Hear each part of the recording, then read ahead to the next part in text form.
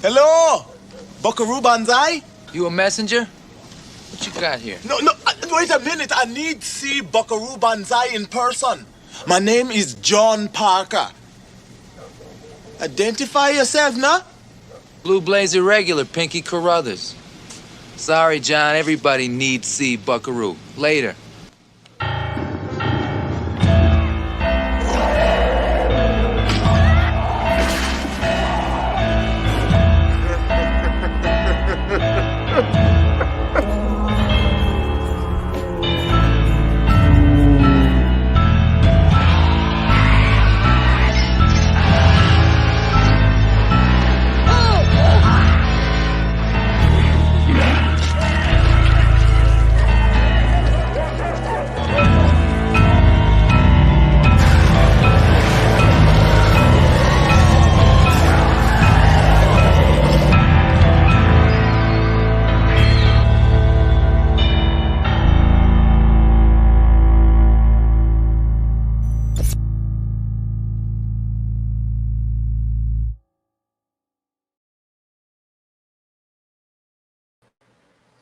Hello, folks. Welcome to the Big Monster Briefing Room. I am General Howitzer, retired, and we are doing an interesting movie training film tonight.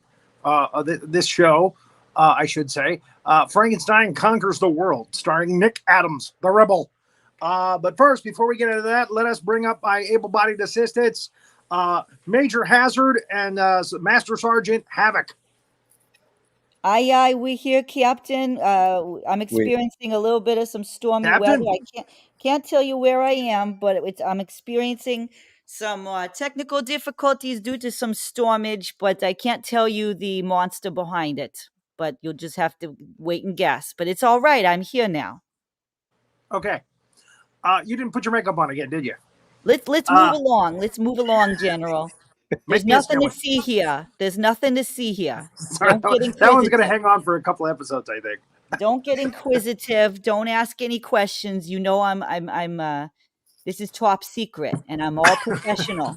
She's on special assignment somewhere deep in the jungles of Borneo. Well, that's not where it is. Don't anybody go down there looking for me. But loose deep in the recesses of her bathroom. Loose lips, where all the makeup is. Okay, so we can't be talking about this stuff.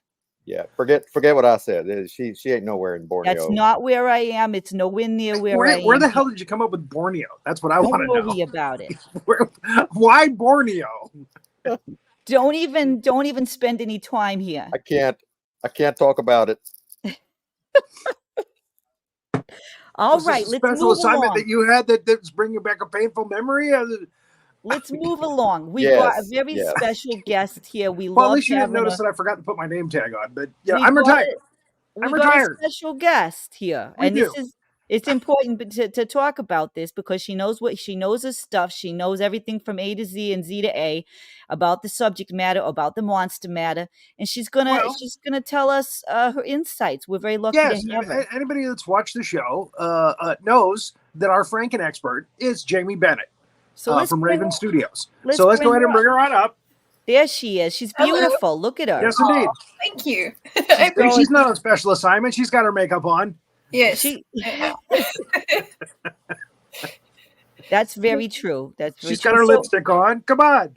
So, I saw an interesting thing on that people were, thousands of people were talking about this on social media today.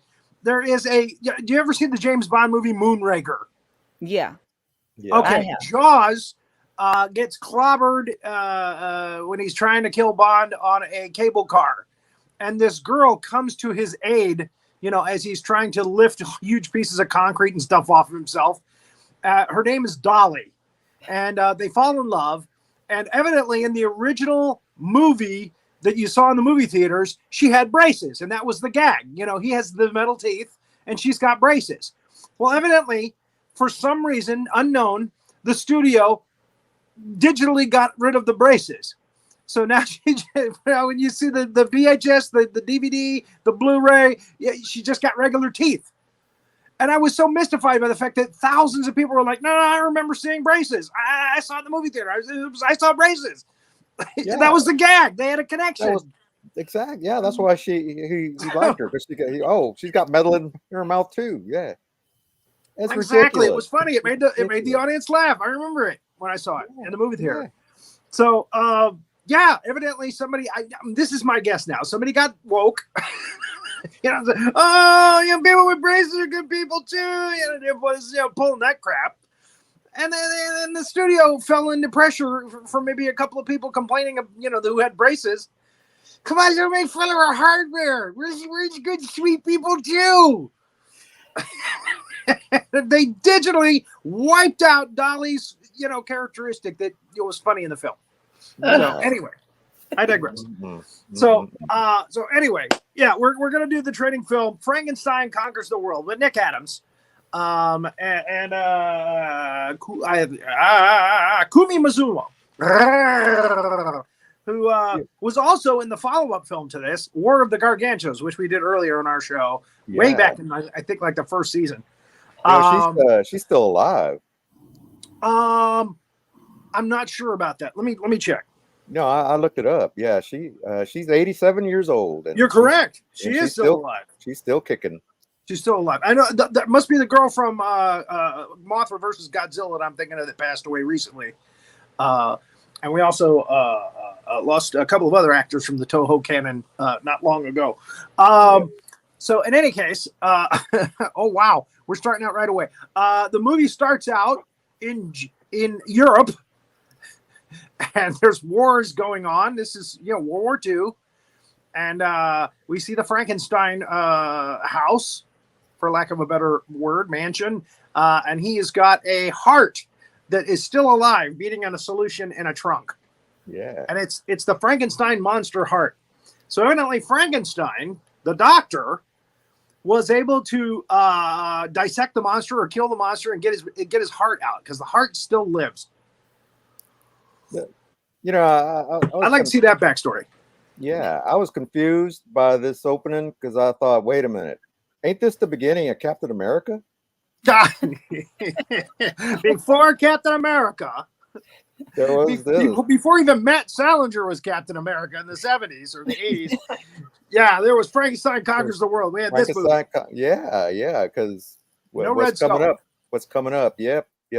Kept waiting to say, "Hail, Hydra." So the Hydra Stooges come in. Why not? Make it more interesting. The Nazis. That's who they really were back in that day. They were called Nazis. The Nazis come in, and in Japanese, I was watching the Japanese version. In Japanese, they take away Frankenstein's heart. The Japanese version is much superior to the American version, as usual. They always muck it up when they bring it over here. I like that there's no dialogue. They're just the Sapersteins. Yep. There's no dialogue. It just he reads it and he reads whatever the orders are. And I gotta stop wearing this shirt because it's got a black collar around it. I feel like I'm wearing underoos. Anyway, do you guys remember those underoos? Anyway, yeah. And the fact that I'm wearing sweat shorts probably doesn't help. Hey, we're on a Zoom call. You're retired. What the hell? We're on a podcast. I don't have to wear regular pants. There you go. Come on, I can get my underwear. I'm not wearing any pants at all. So well, there you go. That's what I'm talking about. But that was probably too much information. I got it's a new time. It's all good. Even newscasters, you don't have to wear pants. Sorry, Jaime. I didn't. That's why I can't stand up when I'm doing the show. So I can say again. I got sweatpants on, so I can stand up. See, there you go. Anyway.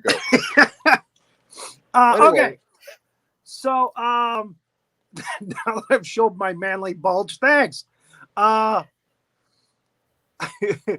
Frankenstein is not happy that they took his work, his beloved beating heart that's not connected to anything. So, even the aorta is all closed up, but it's beating. So he just trashes his own lab. Those bastards! He's not happy. So the Germans take the trunk and move it to a sub, The sub meets up with a Japanese sub because they were allies. Mm-hmm. That makes sense. And they transfer it, and as they are transferring it, this is like the bad luck heart, because as they transfer it, a plane goes overhead, sees the two subs, the German sub and the Japanese sub, and it bombs, it destroys the German sub. The Japanese sub gets away with Frankenstein's heart. Not that it matters, because even if the sub went down, the heart would still beat. Anyway.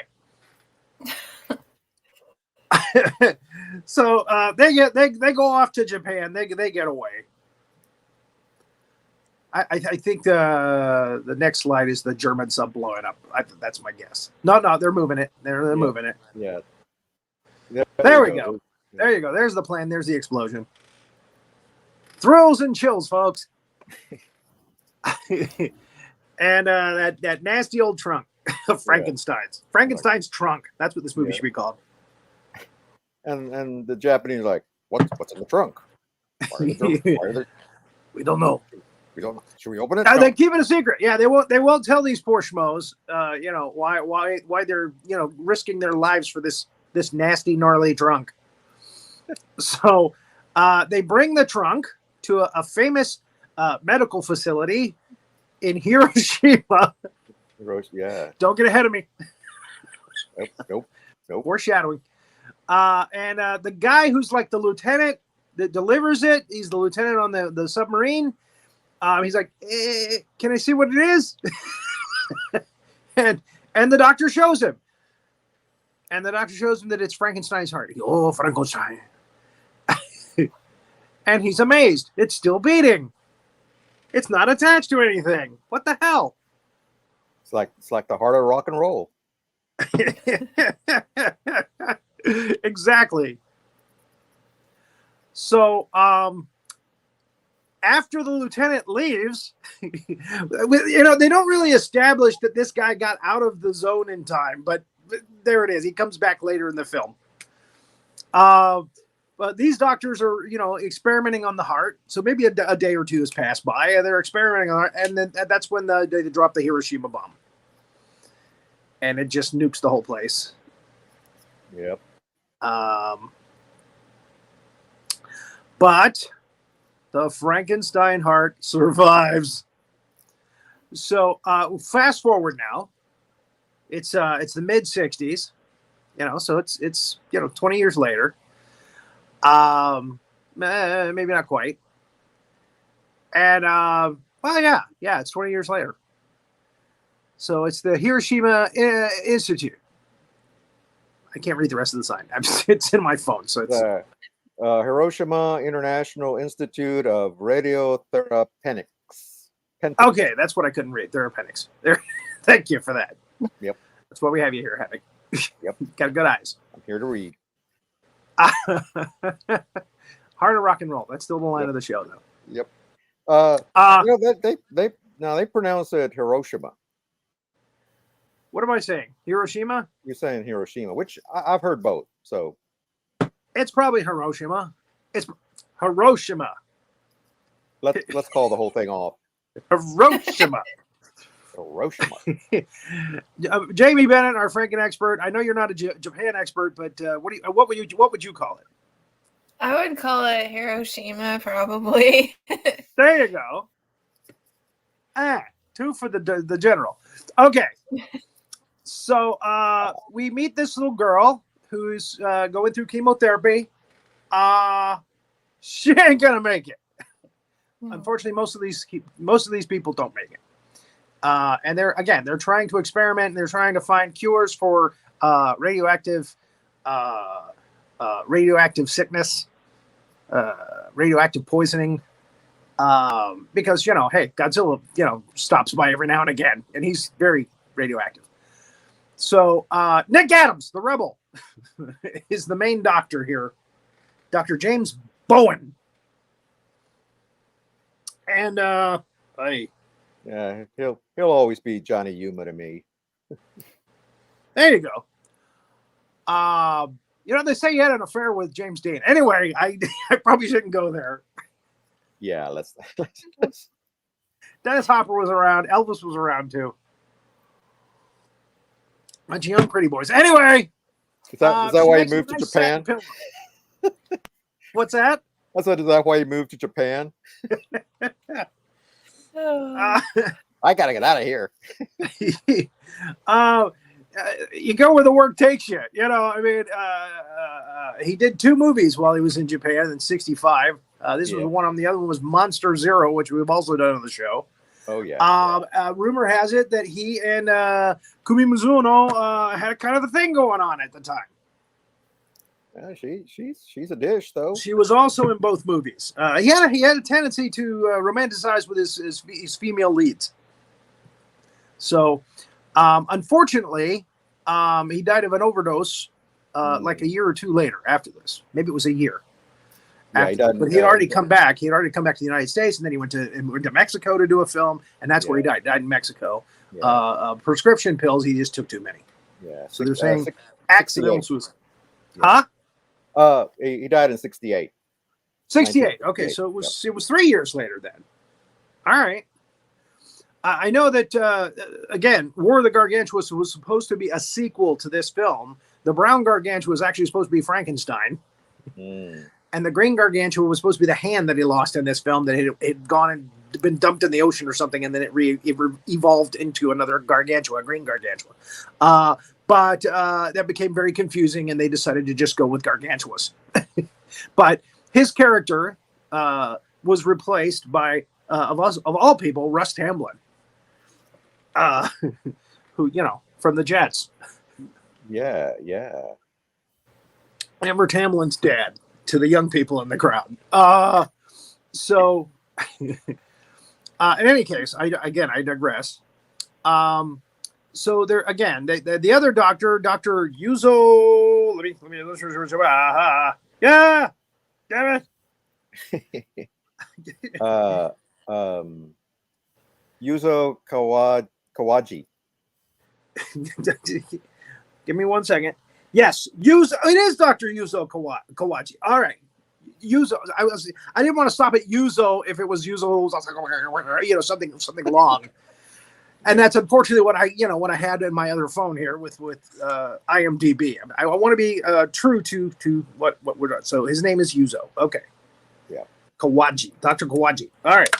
So he's the third. He's the trio. The third guy. He's also Tadao Takashima, who was in King Kong versus Godzilla, the original, and he was also in Son of Godzilla. So he's been in quite a few of these. He's just one of those actors that pops into these things every now and again. So they're not having any luck, saving the people in the institute. They're trying their best. But that silk pillow is going to be a sad reminder of this sweet little girl that they're going to lose. And outside, there is a young, he's around 20, maybe a little older. He's very young. He's 20, 22. Guy in the bushes, and he's watching over Dr. Suko Togami. And who wouldn't? So the landlord, played by another character actor that's in every one of these Godzilla films somewhere. He's like, hey, he's in the bushes. He's a pervert. Well, okay, I'm paraphrasing, but he stole his dog. It's like, yeah, he took my dog. He took the dog. Yeah. So okay, so yeah, he's not happy, and he's intrigued her. They've also in the local schoolyard or the schoolhouse, the bunnies have all been killed. Not the poor bunnies. Evidently eaten. Those are bunnies. Yeah. Oh, yeah. So Frankenstein is eating bunnies. So Dr. Bowen is at Suko's house now and enjoying a traditional Japanese dinner with Suko. And they hear a screech of a taxi outside hit somebody.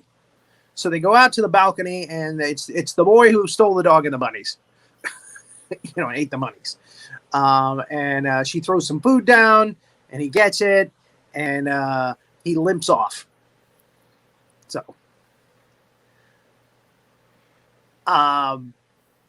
he looks strange, and again, he's a homeless kid. So they're interested, and again, they have to hide behind their curtain. So he comes and he doesn't run away. Suko takes James to the local temples to show him how the Japanese religion works, or how Buddhism works, and to light some incense and do some prayer. And as they're walking on the beach after, he's not looking at the incense. No, he ain't. But I got to tell you, of these two movies, she is that hot. She wasn't a Martian, Exilian in Monster Zero. Wow, that's something that stuck with me throughout my life. So, got a confession to make. Fair enough. Hey. Yeah. Her is the Exilian babe. Wow, very, very hot cosplay. Anyway, so there's some people running up and around these caves that are on the beach there near the temple, and Bowen and Dr. Tagami go to check out what's going on, and it's the kid. The kid is hiding out in the caves, and he knows the caves very well. He's dodging in and out of different doorways and stuff, trying to avoid the people. And they're able to take him back to the Institute to see what the hell's going on. He seems to like Suko. Who doesn't? So the press obviously come to do a story on the kid because he's got a flat head. Well, come on, look at him. And he's kind of got these gnarly radioactive scars on him, and and they're curious about him. Why is his head so flat? It's like a flat-headed Bruce Lee. I'm sorry, that was terrible. There we go. Spanked myself. That was terrible because again, Bruce Lee was Chinese, not even Japanese. So that's horrible on many levels. Okay, so now the lieutenant he's an older guy now. He's working for a corporation. It's like an oil corporation or something, and they got a little derrick off the water off the coast there, and there's like an earthquake, and everybody runs outside, and they see a monster with a little horn on its nose, and in any case, that's peculiar. They see a kaiju and it disappears back down under the ground. Frankenstein, I'm calling him this now, but they don't call him that until later, actually, because they don't realize what has happened until later. He's watching TV, and people are screaming, ah! And they're dancing, 60s Batusi type music. It's Japanese bandstand. That's two. Two memorable lines. Thank you for being here. So he throws the TV out the window, because he doesn't know better. So Nick Adams is very pissed. He threw my TV out the window. And he's very sad as what he's done because it's upset Suko. Look how sad he looks in that bottom slide. Come on. Oh. Come on. So, yeah, they're not sure what to do with this kid. And then he sees something that's flashy that catches his attention. And he grabs Suko, Dr. Tagami. And so Nick Adams does what Nick Adams does. He grabs a chair. He was ready to clock him. So he smashes the chair over his back in rebel fashion, pure Western saloon fashion. And it barely phases him. He just looks at him like, what the hell did you just do? And it turns out that he just likes the necklace that she's wearing. And he's a goofy kid. He really is. So they're trying to figure out what the hell, how did this kid, what's happened, and they're doing experiments on him, and he's growing. For some reason, he's growing at an alarming rate. And they're trying to figure out what happened. So they had to put him in a big cage because he's getting huge, and put him in shackles because, he's dangerous and he's huge. And they go out to feed him. And they take a couple of press guys with them to take pictures. Turned into Bluto. And he's large. And he's good looking. And he's large. So large. Nobody's going to get that reference. Nobody. It's just for us. Nobody knows what the Popeye music. Come on. Shelley Duvall's singing. So yeah, there's that means food. If you haven't gathered, and that's like his thing. He's like Muttley now. There's another obscure reference for you.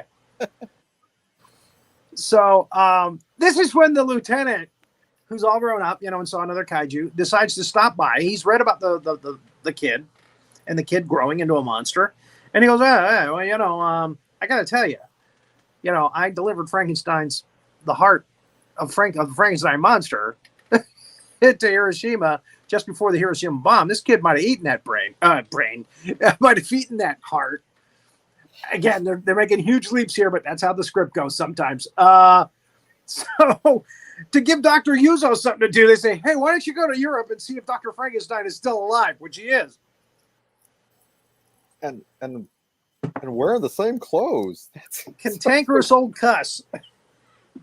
Yeah, he's a fashion hazard. He always wear. He's one of those old guys that always wears what he wears.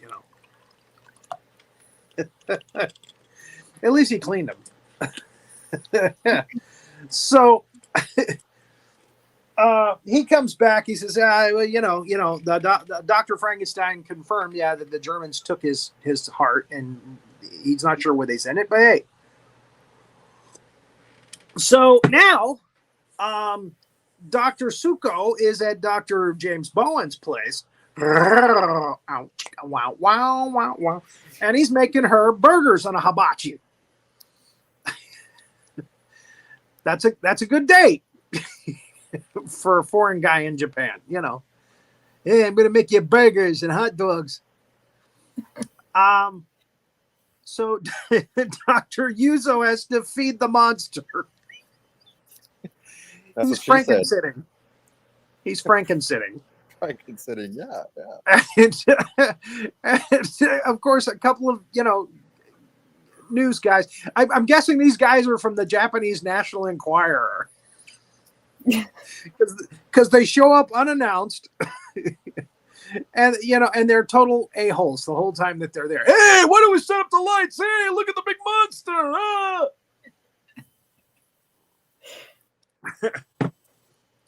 So, he doesn't like the lights. Fire bad.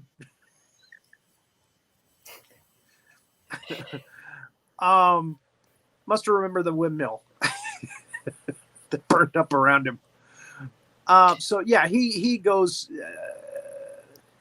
and he breaks the gate down on the reporters, killing some of them. And it's funny because after he kills these guys, he sees the bucket of food that they brought for him. And he's like, oh, food. So he's like totally oblivious to the fact that, he killed these reporters from the National Enquirer. Well, they deserved it. From the Japanese tabloids. And there they are.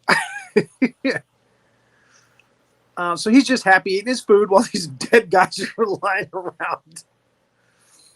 And they call up and ruin Bowen's date with Suko. Are you sure you want to go? They got a handle on it.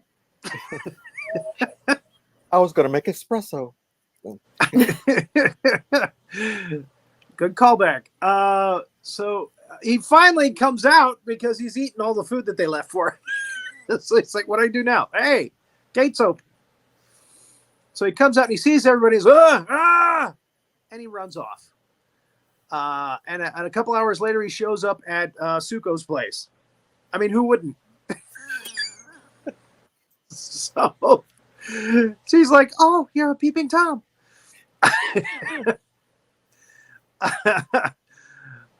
So she's like, "Let's take you back to the laboratory." I don't think she said that. Anyway, he just wanted to see her one last time before he heads out for the jungle, for the woods, for the forest. Mm-hmm. And as he heads out, some police cars show up, and they end up crashing. Some toy police cars. Yeah, I do like that they, obviously they couldn't use the Jack Pierce makeup from the Universal monsters, but yes, they got the brow, so I mean it's pretty close on the flat head. So the brow. So he looks like a Dick Tracy character. Looks like flat top and brow put together. Yeah, basically, yep. But no, you're right. They couldn't go full out Karloff on him, or Glenn Strange, as for obvious reasons. They'd already been burned on King Kong using King Kong and King Kong versus Godzilla. They had to pay big money for that. Yeah. So yeah, the makeup and then what they did to this kid, yeah, is different. It's different. They've got a teeth thing going on where they blacked out his tooth, and again, they got the veins on his neck and on his chest, showing that he's radioactive. Yeah.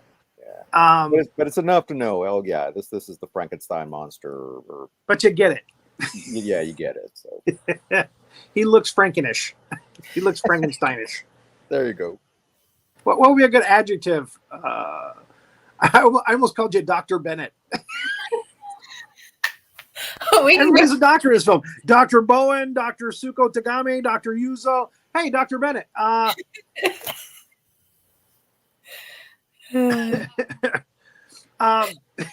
Any thoughts on that? Not really. I've just been sitting here thinking, could you imagine if the Hulk and Frankenstein mushed together, like how that would be? Because he kind of reminds me of the Hulk, like how they did his makeup and stuff. Well, if the Hulk was involved, he'd have bigger shoulders. That's for sure. I mean, body-wise, he's kind of scrawny. I mean, he's giant, but he's kind of scrawny giant. Now I'm seeing visions of somebody kicking sand in his face on the beach and they're squashing the guy. But yeah, okay. One of the reasons he got free was because his hands separated. They were showing scenes of, and again, I didn't mention this earlier. He's growing so fast that he's outgrowing the chains. So you could see his flesh creeping over the edge of and it's not seeming to hurt him. But he's already halfway there as far as, his arm has outgrown the shackles. So he just, I guess, breaks his hand off and gets free. And I guess we just didn't see that he didn't have one hand in those previous scenes where he's coming out of the place there and he's going to her apartment. They've been feeding him spinach. What's that? I said they've been feeding him spinach, Popeye. We were talking about Popeye earlier in Bluto. A very obscure reference to a very obscure movie. And not that obscure, I guess. Robin Williams. So you can see the hand there. The hand there is crawling off on its own. I don't want to be caught. It's running off on its own. And these two reporters that are checking the scene, they see it. And then they put it in a bucket, the hand, and prod it and test it, and there it is. Now this was before CGI, folks, but this looks so real. There's probably. Can you imagine what a CGI hand would look like?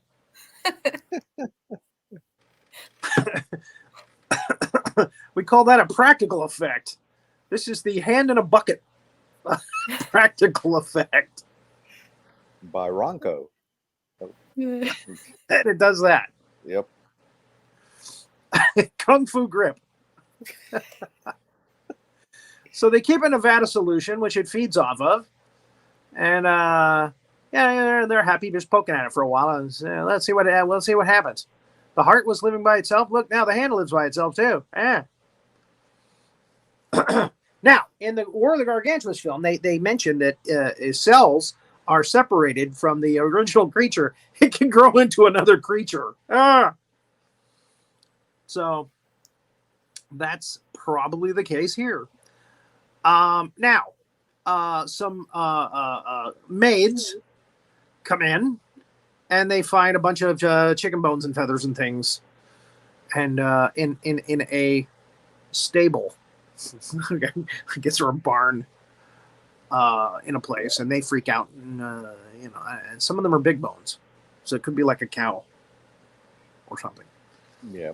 So something's been chowing down on something, and the police in the area have called the doctors in for advice on what's to happen. This guy plays a general and police officer and stuff in a lot of these films too. I think his first name is Sumo, but I can't remember his last name. But we talked about him a couple shows. Then a nice cruise, Japanese nighttime cruise on the water out in the bay. They're cruising around, dancing, enjoying music, frolicking, what have you. And Frankenstein pops up out of the water.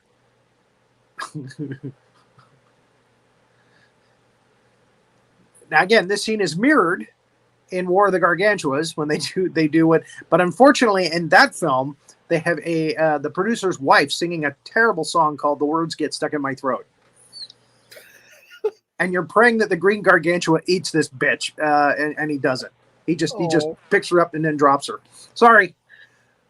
It was terrible. It just grates on my nerves every time. Devo did a much better version of the song. Anyway, so Frankenstein pops up out of the water. I know I'm going to get us in a lot of trouble. One of these days. We get no money for this, folks. None. We have not monetized. This is show number 128. We haven't monetized the damn thing yet. So Frankenstein comes out of the water and he pushes the boat out of the way for some reason. Unknown reason.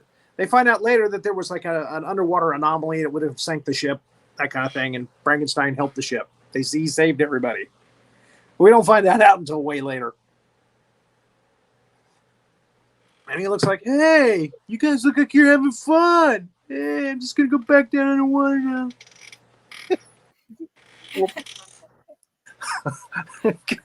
Slow burn. So now the hand disappears. They can't find the hand. Where's our hand? It ran off. It doesn't have legs. Yeah, I know, but it ran off somehow. And they find it under the grate. It's not in the solution, so it's dead now. It had nothing to feed on, and it died. And it died.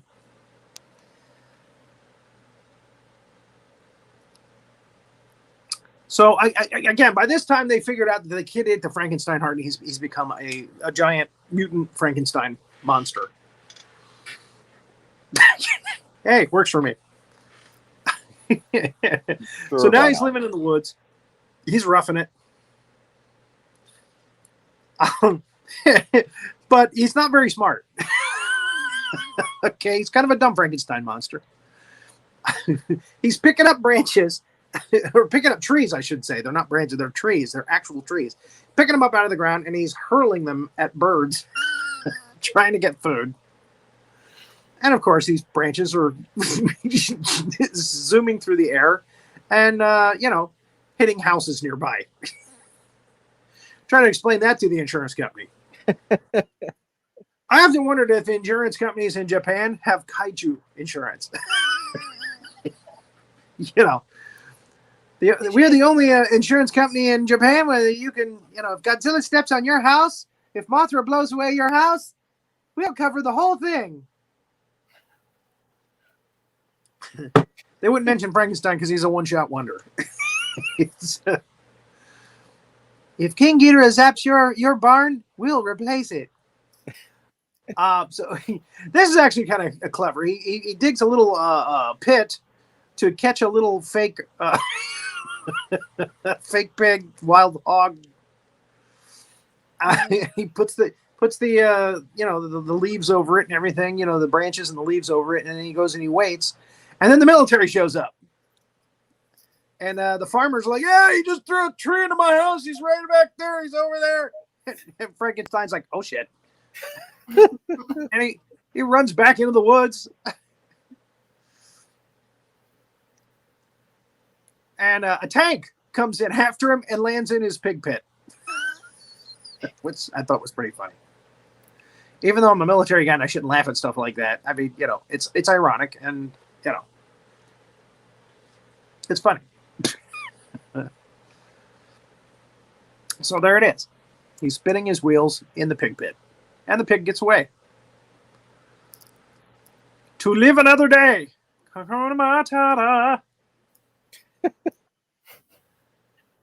So now he keeps growing, and I want to think, well, that means his clothes would get tighter and tighter as he's growing, right? Yeah, like the clothes, right? Yeah, but now the clothes are growing with him. Well, the clothes are kind of hanging off his shoulders, so they are ripped up, like the Incredible Hulk. You mentioned that earlier, Dr. Bennett. Okay, so now we get the twist that we've been waiting for this entire movie. Some kids are out there in one of those cabin discotheques. I guess they have those in Japan. They're having fun and they can barely hear anything. And but somehow, when this monster shows up, it's Baragon, by the way, who later becomes a major monster in the kaiju. He's had a couple movies. He was in Destroy All Monsters. He came back later in Godzilla, Mothra, King Ghidorah, MKG. This girl somehow hears Baragon outside, even though the music is cranked up way loud. She's like, "Did you hear that?" She's dancing, and the guy's like, "Nah, let's dance." Okay. That's basically how the scene plays out. I mean, you've got to see it to appreciate the comic value of how it's played. Anyway, so they're dancing, and Baragon comes barreling through the village. Ching! Ching! That's my Baragon impression. And he tears the place down, on top of him, and the people who try to get away, he eats them. I mean, they don't come right out and show him eating them like they did in Gargantua's. The Gargantua thing, that scared the hell out of me when I was a kid, when I first saw that film. The Gargantua eating the cleaning lady at the airport. Spitting her clothes out. Ah! Yikes.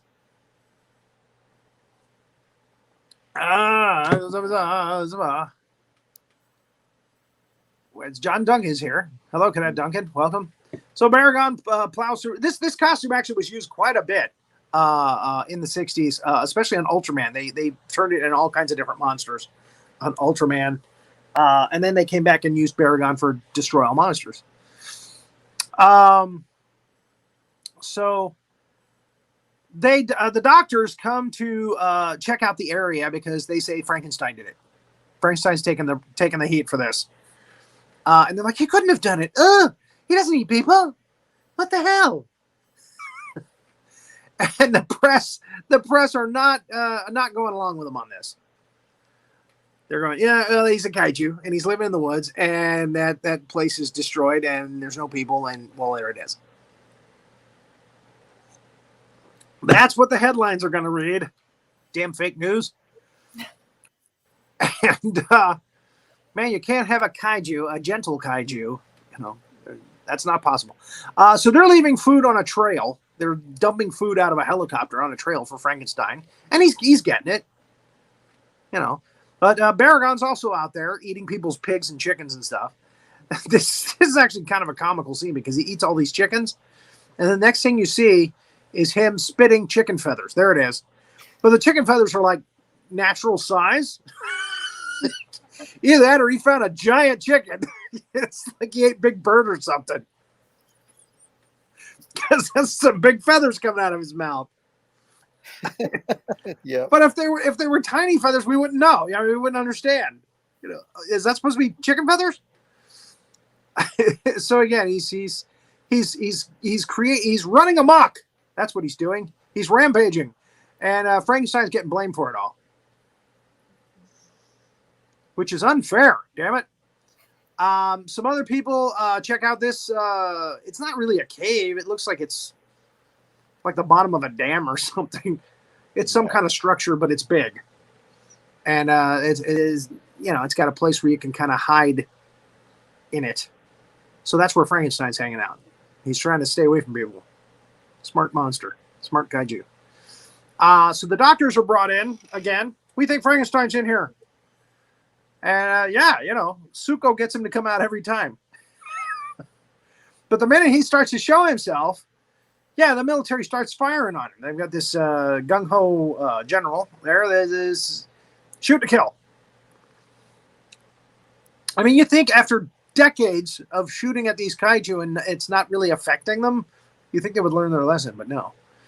So yeah, he comes out and they start shooting at him. And Suko's like, no. Nick Adams like, hey, what's my guys, settle down.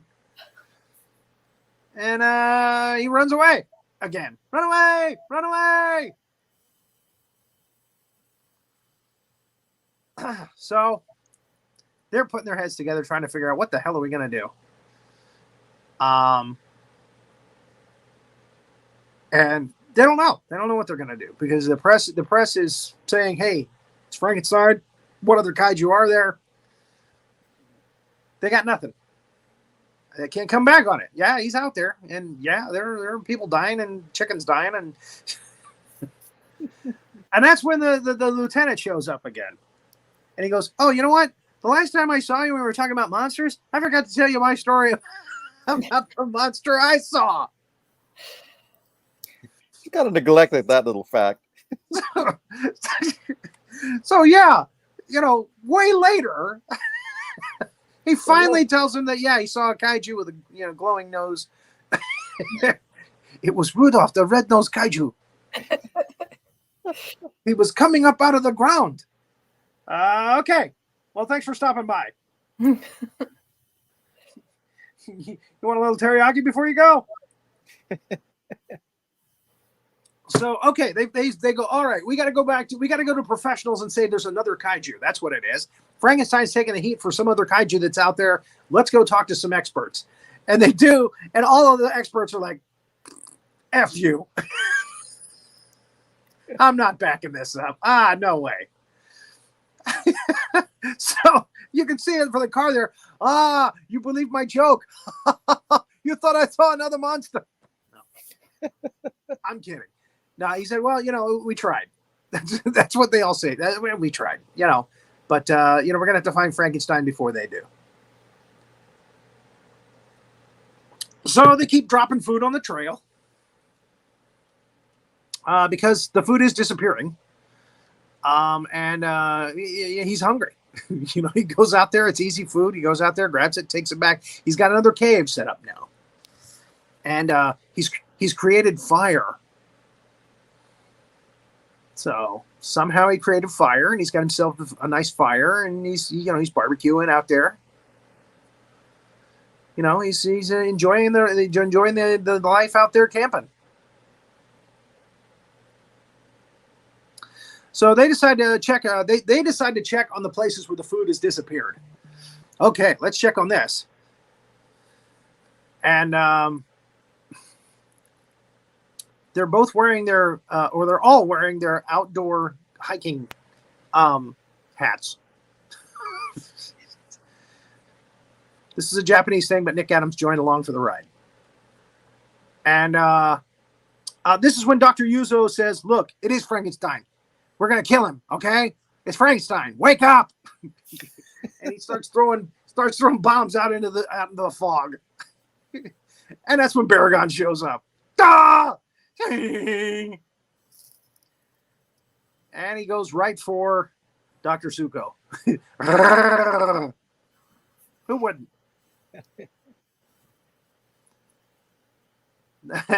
Hey, baby. Shall we shag now or shag later? I just love that shot. I don't know why, but it just does look like a pervert. Pervert kaiju. Yeah. Hey, look who's here. So Nick Adams realizes, hey, where's my date? He goes back, carries her off just as Frankenstein shows up to save the day. Now, Frankenstein is wearing furs. Somehow he has found animal furs large enough to fit around his body. Either that or he's learned how to sew real fast. So, I'm sorry. I got to question that part of it. Anyway, so yeah, now he's full out caveman. And a fight begins. A legendary fight, which let's go through this part of the timeline real fast. Because it's, he carries off, we find out Baragon can jump. And really good. Frankenstein grabs him by the tail, swings him around, Oh, Baragon's got like the fire breath. Oh no. But again, this is Frankenstein. He regenerates like automatically. That's the one thing about Frankenstein in this film. If he can regenerate, why didn't we see another Frankenstein movie? Why? Probably didn't do well at the box office. That's my guess. Even with Nick Adams. Personally, I like the film. Okay, I'm a fan. But for some reason, they didn't make another one. They did do War of the Gargantuas, which is one of the most loved kaiju films that doesn't have Godzilla in it in the canon. So Dr. Yuzo gets a little too close to the fight, and he falls. And he's knocked, actually, off a ledge, I think. And he falls. And they're fighting around him again. Frankenstein is much shorter than Baragon, but he's holding his own. And he's got some good moves. He's got some good wrestling moves. So Dr. Yuzo is trying to keep his head down because there's boulders and shit flying all around him. Got to be careful. I do think he gets hit by a rock too and is knocked out for a bit, if I remember correctly. By the way, at the end of this, I have both endings of the film, the Japanese ending, and then I'm going to show you the American ending. So Baragon jumps on Frankenstein, hops right on top of him. Frankenstein puts a big rock in his mouth and kicks him off. And then he looks down and he sees the poor little Yuzo doll. Because that's what it is. Baragon starts digging a hole into the earth to get away from Frankenstein because he's kicking his ass. So he sees the little doll and he goes and he picks him up, get him away from Baragon. He goes, okay, I'll let you tunnel for a bit. There he goes. And that's Baragon's thing. He tunnels under the ground. He can tunnel under the ground, all over the place. This was the only movie he had the fire heat breath, though. So there's a face only a mother could love. I was just going to come on right that instant. You read my mind. Look at those teeth.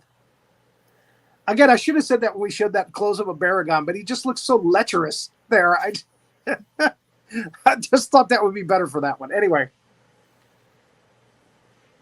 I'm out of peach tea, damn it. So he goes and picks up the doll, and Bowen and Suko must be pissed off at Yuzo because they ditched out in the car. Get in the car, we're getting out of here. What about Dr. Yuzo? That's never done in the movie. That's never said. It's just they forgot about him. Oh, we got Monsters Everest. Let's go.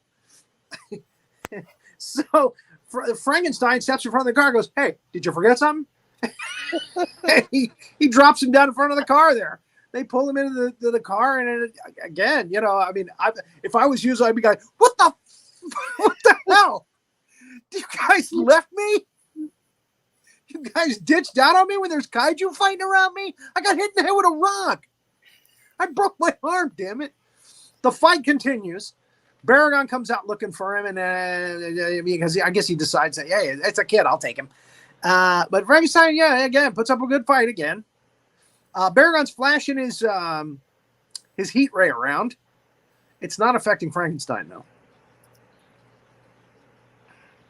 Kind of like when Godzilla hits like Rodan with his heat ray, with his atomic breath, and Rodan doesn't really react to it all that much because he's also a nuclear like mutant. So again, the forest is catching fire here is what my point I was leading to. And Frankenstein goes back to his cave and gets some sticks and puts them in his fire that's in his cave. And he goes and he starts chucking those around. He's making the problem worse. Because he's like a stormtrooper in Star Wars. He can't hit a freaking barn. Oh, yeah, when he's aiming at a bird, he can hit a barn. Yeah. So there he is. And he throws like a girl. So, yeah, the whole place is going up around him. It's starting to blaze up. And it's catching fire. Excuse me. And he does a little rodeo stunt. There he's riding on Baragon's back, which is interesting. They decide to stay close to the action because I guess they don't want Yuzo to think that he left them. They left him. That's my guess. That's my best guess. So here we have some nice reaction shots from the monsters. And the military shows up. Of course. Wow, that's some fight. Should we blast them? Nah, just let them fight. So nickadams is still wearing a flawless white suit. Tan suit. He's wearing the Obama suit. And this is when Baragon meets his demise. Frankenstein basically lifts the top of his head off, showing his brain. And then he goes limp. And Frankenstein holds him over his head. And everybody's watching as the shouldn't we get out of here? There's a big, huge forest fire right over there.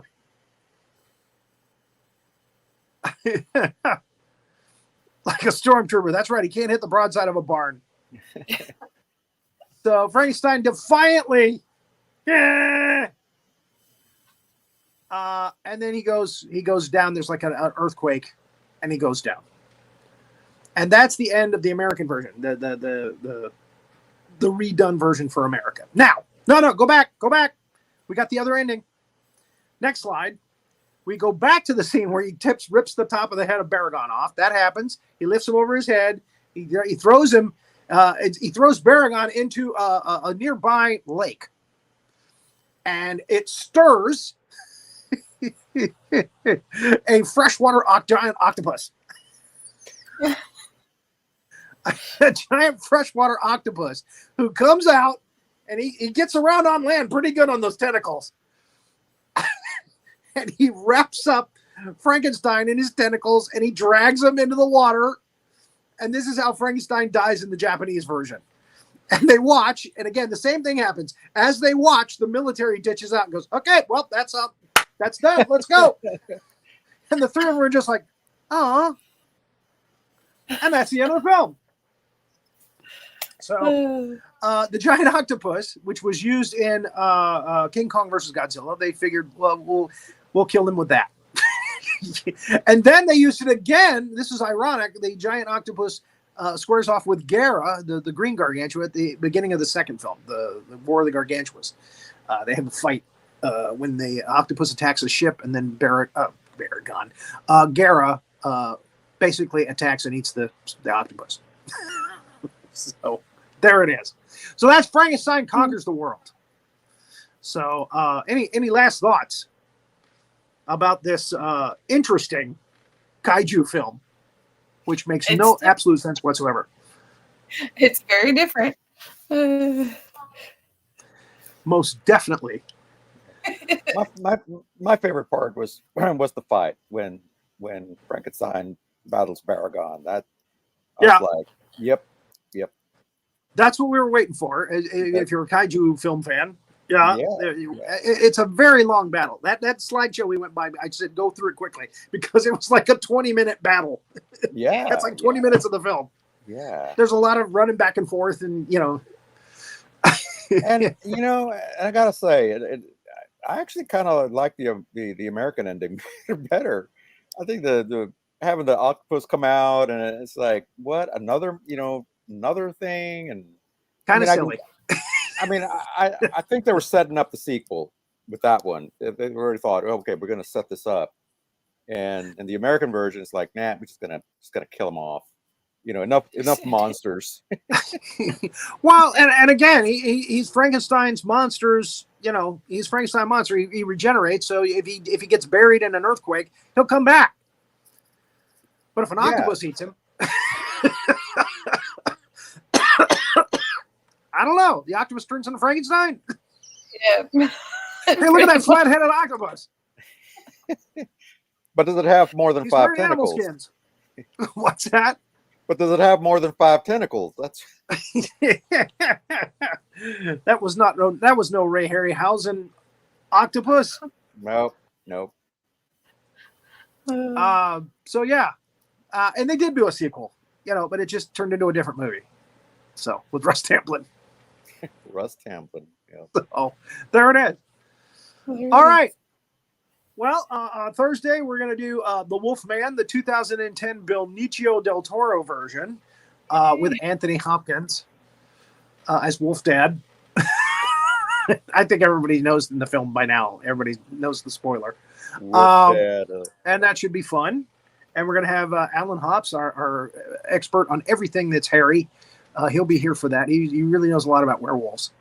And we thank you, Dr. Jaime, for coming and joining us on this. That's as our Franken expert. I got promoted to Dr. Bennett. There you go. You're promoted to Dr. Bennett. From now on, yep. It's going to be a character. For another fun show. John Duncan enjoyed it, so hell, it's worth it just for that. So, Hazzard, you got anything to add to that? Just that I'm Team Octopus. If you got a giant octopus, I'm down. So fantastic. She liked the octopus ending. She likes I tentacles. think it's rather silly. She's into tentacles. We'll just leave it at that. That's very true. I'm not going to deny it. All right, folks. Thank you for joining us for the 128th episode. Frankenstein Conquers the World. And keep an eye out